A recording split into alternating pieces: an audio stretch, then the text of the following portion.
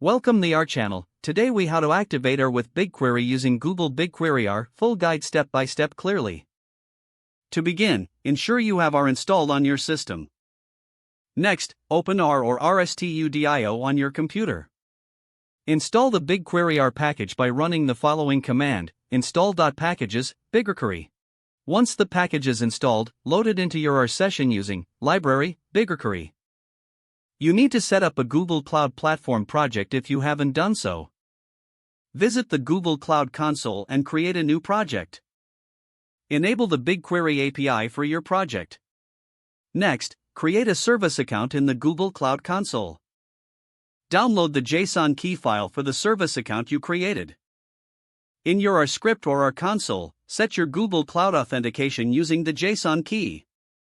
Use the command sys.ctend google_application_credentials equals path/to/your/key.json. Replace path/to/your/key.json with the actual path to your downloaded JSON file. Now, you can create a BigQuery connection in R. Use the command bq_auth to authenticate using your service account. Next, you can specify your project ID in your R script. Use the command project_ID your project ID to set it. Replace your project ID with your actual Google Cloud project ID. You can now query BigQuery datasets. Set your dataset ID with dataset_ID your dataset ID. Replace your dataset ID with the dataset you want to work with. To run a SQL query, use the command query_result bq_table_download your query. Modify your query to include your actual SQL query.